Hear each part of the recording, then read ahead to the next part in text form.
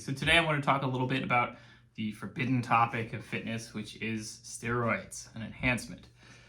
When it comes to PEDs in a general sense, enhancement, steroids are generally going to be the single largest factor. Yes, there's all kinds of other stuff that a lot of pros are taking, and we're not going to go into all that stuff specifically, but basically, essentially, steroids are kind of the main thing. They are artificial androgens, which are used to then pump you up, get you a lot better results out of your exercise. Now, the big thing is that steroids do matter, and quite a lot. I think that back in maybe the earlier days, when people were maybe a little bit more naive, we could say a lot of things about how, like steroids don't work, and maybe they work, but it's just a little bit. We have the research now. The research says that steroids matter a lot. They are a huge, huge factor. And they can increase the amount of muscle mass that you build over a career of lifting by like 30, 40%, something along those lines, which is huge. I've talked previously about the difference that genetics play, and genetics matter obviously more still. Genetics are responsible for something like a 100% difference, across, different people. But steroids obviously are a huge, huge bonus. If you're saying, hey, you could just put on 40% more muscle mass on top of everything else you're doing, that's obviously going to set you apart pretty significantly from somebody who's not using steroids. Now, the interesting fact is that actually this matters a lot more when it comes to building muscle mass, which is to say when you are looking to be a bodybuilder, when compared to basically any other sport. So the reality is that when you're looking to build as much muscle mass as possible, steroids, yes, huge difference, matters a lot. But at the same time, there are a lot of sports where having a ton of extra muscle mass isn't necessarily the best thing for you. Yes, you generally want to have a sort of optimal body composition in terms of being as muscular as you can at a given weight, but you don't necessarily want to be heavier. You don't necessarily want to have a bunch of additional muscle mass because that could slow you down when you're talking about, say, for example, somebody who needs to run very fast or so on. And what that means is that actually the effect that steroids have in a general sense is going to vary quite a bit from sport to sport. So while steroids can make you, build about 40% more muscle if you're a bodybuilder, it's probably going to make you only about 10% more competitive if you are a powerlifter. And that is obviously a very, very muscle-focused, muscle-heavy sport. Like, obviously, strength and muscle are very closely correlated, and so this is a sport where you would expect that having a lot of extra muscle mass would obviously be a good thing. Then, of course, you talk about, other sports, like, say, for example, again, like going for a run or, playing a field sport or something like that. Obviously, it's going to matter, but the percentage that it's going to increase your competitiveness may be less than that. So it is really, really variable from sport to sport. And then, of course, when it comes to other sports, endurance sports, there are other kinds of doping that may help even more.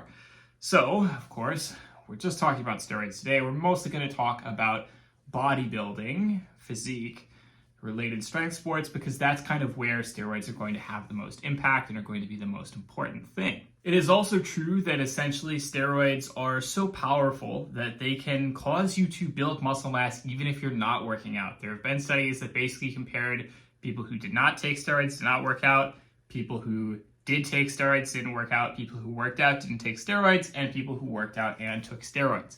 What they find is that the people who took steroids but didn't work out actually gained more muscle mass than the people who worked out but didn't take steroids. Now, of course, this is a relatively short-term effect. This may just be that, yes, like the person who keeps training could continue to build muscle mass over time, and the steroids just mattered a lot more in the short term. I don't know. But anyway, the point is, the most important thing is that the people who built the most muscle mass were, of course, the people who both trained and used steroids. Steroids are like they're like a dial. They turn the things up. They're not going to do everything for you. You still have to do a lot of hard work. It's not like the people who take steroids are, not doing any work to, maximize their muscle mass or their strength or whatever. But at the same time, it is important to understand what a big effect this is, how big this is compared to just somebody who's natty. Like, yes, you can get amazing results just from taking steroids alone. And steroids are not something that should be taken lightly. A huge part of the problem, a big part of the reason why you see a lot of bodybuilders dying very young is that in fact, a lot of athletes die very young in the first place. A lot of people don't know this. there are a lot of athletes who die very young, in particular athletes who tend to have undiagnosed heart issues that then get exacerbated by all the activity that they're doing. Whenever you have a young athlete who hasn't really, it's impossible to know a lot of this stuff in advance, like whether or not you have, this sort of heart condition. And then, basically you're rolling the dice on whether or not, exercising so hard is going to then cause you to have problems. And then when you turn that up, when you add in steroids, it's making things worse. So there is this epidemic in which you see a lot of bodybuilders dying young or dying, a bit early, or having serious medical issues that they then have to, spend some time recovering from. And I do have to say that it's my understanding, again, not an expert, it's my understanding that these health risks are often a bit overblown. And in part, that's because we get a lot of scary stories from people who take way too much, stuff they shouldn't be doing, dosages they shouldn't be taking, no idea how to do things intelligently, and, they cause themselves serious issues.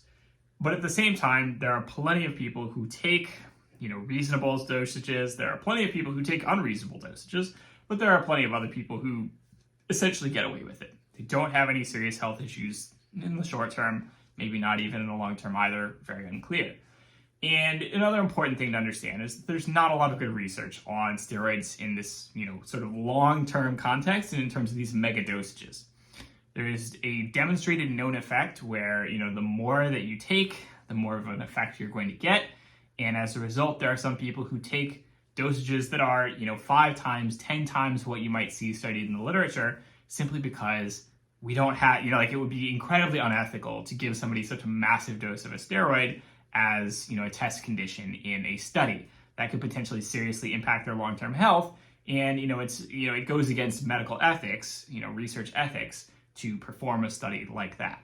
So essentially, the dosages these people are taking are essentially completely unknown, sort of like what the effects are, like how bad things are. We have all this anecdotal data, we have all this stuff about people hurting themselves, dying early, and so on. But again, that's all anecdotal. We don't have good research on these kinds of dosages above and beyond. I think that steroids have had a sort of interesting impact on the fitness industry in general, because there are a lot of people who obviously have a very clear incentive to sort of lie, or, maybe not outright lie, but avoid talking about the subject even when they are taking. And, this may be somebody who, for example, has a great physique, they're able to get, fitness supplement endorsement deals, that sort of thing. That's how they make their money, right? So their living, to a certain extent, depends on having that great body, being as impressive as possible, being as strong as possible, whatever, being able to, be a front for, these supplement companies, get these sponsorship deals, etc. And so they can't rock the boat too much, or else their income dries up, right? And so, yes, they have this sort of veiled interest in sort of like, okay, keep using steroids because it's going to get that physique that you need, but then also don't tell anybody because that's illegal. And then that leads to a lot of sort of misleading situations where a lot of people will sort of, imply, or maybe not, outright, they might not outright say like, I'm just natural. But, it's kind of like, oh, like I'm natty. I'm taking, like these supplements from the supplement company that I'm, sponsored by. And that's why I'm so jacked, right? Like that's kind of the unspoken, sort of, pattern of things. And that's not great, right? Because it leads to a lot of misunderstanding. It leads to a lot of misinformation. Yes, obviously somebody who's been in the industry long enough, who, understands the culture long enough, yeah, they'll kind of get to the point where they realize that that's all BS. But it misleads a lot of young people. It misleads a lot of people who are like coming to, into the fitness industry or, fitness culture for the first time. And it can lead to a lot of, wasted money, a lot of silly arguments, people buying silly supplements that don't do anything, etc. And then, of course, a lot of these people, come out later on and admit, oh, yeah, okay, I was using, whatever. And by that point, the harm's already done, so on. I think also that there is more of a culture nowadays of people being a little bit more open and honest about it. I think that, the fact that we have social media the way we do means a lot more people can kind of build a following and develop some kind of an income off of fitness in a way that maybe doesn't necessarily rely as much on being sponsored by these supplement companies. And so, yes, there are some people who are more open, more honest about this sort of thing than I would say there was in the past. I also am going to go on a little digression and say that I think that speculating on whether or not specific people are natty or not is kind of a waste of time. Like, yeah, man, like probably everybody's on gear. Some people aren't. Like, some people really are just genetic monsters who are just able to do things without, being on a ton of steroids. And, it's fine. You don't need to, figure out whether that guy is, how much that guy is doing or what it, doesn't matter to you.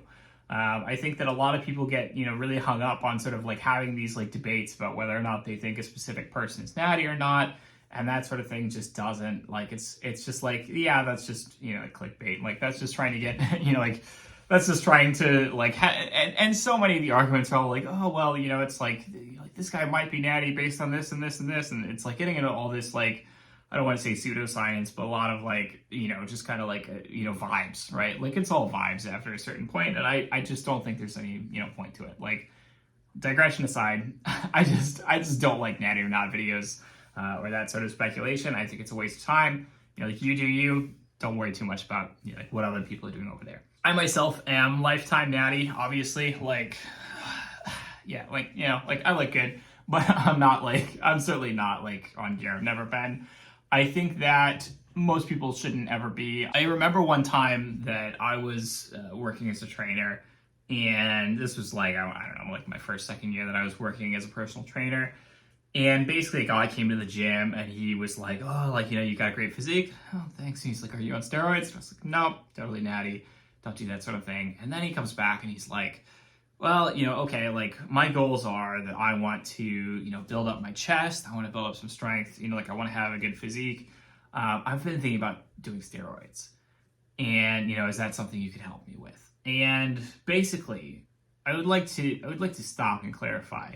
This man was in his 60s. This is a man who's 65 years old. Looked great for his age. He was a very active person to begin with. And it was just why? Who do you have to impress at the age of 65? There's no point to it. And I think that that's just so many people. It's just kind of oh yeah, what if I just take some steroids and that solves all my problems, physique-wise, strength-wise, whatever. It's not gonna. There is, a lot of variation individual between the response to steroids, just the same as there's a lot of genetic variation in terms of response to exercise. I wouldn't recommend it for anybody, and especially not, the older you get. If you're younger and, maybe you can get away with it and you really just care about, being the strongest, the most jacked in the world, okay, yeah, I can understand that. I still don't think it's a good idea. But, the older you get, the more it's okay, this is just, this is just pointless. What are you doing here? So yeah, steroids, illegal, don't recommend it. Health-wise, they go against the whole health principle. They're probably not as dangerous as people tend to think, especially if you're doing it the right way, the intelligent way. I don't know what the way that is. I don't think a lot of people do. I don't think there is really an intelligent way for a lot of people. And I just, I wouldn't recommend it, obviously. And of course it's illegal. Just gonna repeat that one again. It's illegal. Don't do it. I think a lot of people would probably be a lot better served by continuing to just learn better about, how to actually train, actually focusing on developing the habit, focusing on, learning the things about their diet that they don't know. There is a lot of stuff that you can do that's going to essentially ensure that you are optimizing for your health and for your fitness in the long run, and you don't need to take steroids. And ultimately, that's partly just because it's a kind of a shortcut, right? It's a shortcut that is very potentially harmful for your health, and I wouldn't risk that. I simply would not. I don't think it's a good idea. So that is all for this week's video. As always, if you like this video, don't hesitate to comment down below. Let me know what you'd like to see in future videos. Comment, subscribe, and ring that notification bell, all that other funny stuff. And I will see you all next week. Have a good one.